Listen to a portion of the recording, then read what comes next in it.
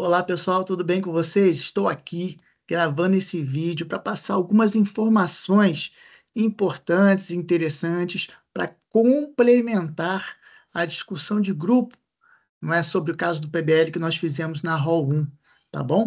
Deixa eu compartilhar então aqui a minha tela com vocês para a gente começar a fazer essa leitura em conjunto aqui do nosso Problem Based Learning, do nosso caso do PBL. Então vocês vão entrar no eClass, dentro da área de conteúdo, acessem lá as informações sobre o PBL. Aqui vocês vão rolar o scroll para baixo, aqui tem algumas informações e orientações iniciais sobre o método do PBL, que é um método em que a gente tem que desvendar aqui alguns casos, né, alguns mistérios aqui, brincadeira, mas é que são problemas que se aproximam muito da complexidade de um problema real, e todo problema de PBL, ele é propositalmente feito de forma aberta. O que que significa isso? A gente não tem uma resposta correta, né? E a gente tem formas diferentes de poder atender aos problemas e ao problema maior que a gente encontra dentro do caso que é narrado aqui.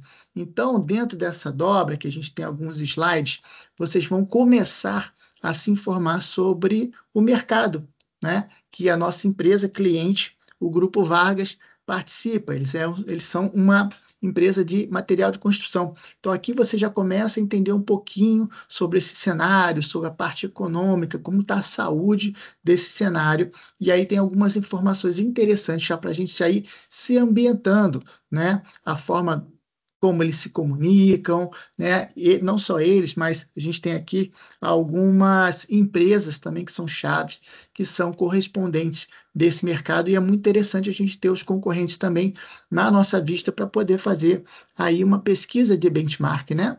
Então vamos lá. Depois da quarta aba, a gente já começa a entrar no cerne da empresa, de fato. E aí já começa a aparecer alguns indícios de quais são os problemas que eles estão passando nesse momento. E aí, como a gente discutiu na RO 1, a gente trabalhou numa metodologia de resolução de problemas, quando a gente acessa, né, as informações sobre um determinado problema, a gente busca esclarecer os pontos que não estão muito bem descritos ali, né? São pontos de dúvida.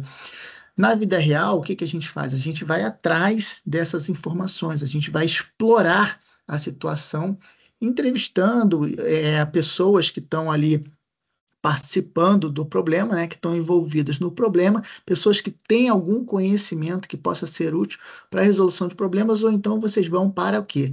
Documentação, né? Se vocês têm alguns dados, se você tem algum relatório, se tem alguma informação já registrada a respeito daquele problema, para que vocês possam coletar mais informações e se instruir, né, sobre aquela questão, tá? Então, muito importante sempre, quando vocês forem ver um problema, o que que vocês devem fazer? Fazer uma leitura geral de toda a informação, todo o conteúdo que tem aqui nessa seção do eClass e busquem identificar pontos que podem ser pontos de risco ou gargalo dentro do fluxo geral, né, de pedido até a entrega, no caso aqui de um pedido de entrega dentro do grupo Vargas da empresa, tá?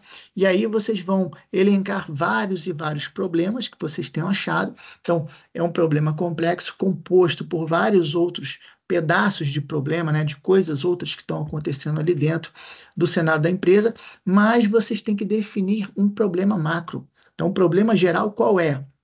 Aqui está sendo narrado esse tipo de problema. O problema geral é que a diretoria, né, do Grupo Vargas não está satisfeitas com algumas questões do cenário, da realidade em que eles enfrentam. Então, vocês vão ter que descobrir que tipo de problemas são esses, tá? E logo após essa narrativa inicial, que ela é muito descritiva e com algumas informações muito importantes para essa definição do macro do problema, logo abaixo vocês vão ver essa aba azul e vocês vão clicar para o quê? Para entender como a consultoria, que já entrou no caso, fez um mapeamento atual da jornada de um pedido, tá? Então, olha só, eles fizeram um mapeamento as is. O que que é o mapeamento as is? O mapeamento as is é tal qual ele é hoje. Então, antes da gente começar a reestruturar, a remodelar a forma como eles trabalham, o fluxo de informações, né? Como eles agem e a informação surge e ela vai passando de departamento em departamento até se transformar no produto que vai ser entregue para o cliente. Aqui está a narrativa ipsis literis, né? Sem mudar nada, as is, tal qual ela é hoje. Então é muito importante a gente ter essa noção, porque essa descrição feita pela consultoria é a forma como a gente vai conseguir entender como as coisas são feitas hoje. E aí, o que que vocês têm que ver? Quais são os padrões de qualidade, quais são os riscos que a gente tem dentro desse processo para que surja algum tipo de problema, para que surja algum tipo de erro, tá? Então, a gente, utilizando o nosso bom senso e o nosso padrão, nosso crivo de qualidade, a gente já vai perceber que alguns pontos aqui são feitos, mas não são a melhor opção, não são as melhores práticas que a gente tem hoje para poder preservar esse fluxo, fazer com que ele chegue até o final de forma isenta de erros, né? Blindado, digamos assim, como a gente fala. Então, aqui tem algumas ferramentas que são usadas, você tem que entender como o processo começa, tá? Porque a narrativa ela vem desde a recepção do pedido, depois o processo de negociação, fechamento, separação e entrega. Então, todo o ciclo do pedido à entrega do cliente. Aqui está dizendo que a operação de delivery ainda está em planejamento. Então, um outro detalhe importante que eu quero passar aqui para vocês é o seguinte: vocês devem se ater aos problemas e às questões que são fundamentadas no conteúdo que vocês têm aqui, que foi entregue para vocês. Então, tem uma outra, assim, um grupo ou outro que começa a viajar na maionese, sabe aquela coisa? Quer mudar o mundo, né? Todo o universo da empresa. Então vai pensar em coisas que não são muito necessárias dentro do que a narrativa está colocando aqui como evidência daquilo que tem que ser feito, entendeu? Então, vamos nos ater aos problemas que são reais, os problemas que estão documentados aqui no conteúdo do PBL, e que aí a gente pode afirmar que existe algo para ser melhorado, entendeu? Então, vamos lá. Primeira coisa, o fluxo se inicia com o atendimento, que recebe os pedidos de cotação por vários canais, ligação, WhatsApp, e-mail, balcão, tá? Depois, aqui vocês vão ver que eles utilizam algumas ferramentas hoje para fazer a gestão desses pedidos que chegam, tá? E vocês vão avaliar toda essa prática que é feita aqui e vão tentar encontrar quais são esses pontos frágeis desse processo, os pontos que têm uma iminência muito grande de ocorrência de algum erro, tá? Depois aqui, ó, depois de feito o pedido, negociação, fechada a compra de fato, né? Uma vez que o cliente tem aprovado, o time de atendimento imprime uma folha com os detalhes do pedido e leva fisicamente para o time de separação, tá? E aqui eles mostram como a separação é feita, e aí eles citam também a figura de um gerente, tá? O que que eu tenho a informar vocês sobre isso, pessoal? Coisas que, né, vocês vão ver também no vídeo da Hall 2. Toda a estrutura de transformação digital, ela se baseia em três grandes partes, né? A primeira, pessoas. Segunda, tecnologia. Terceiro, processos, tá?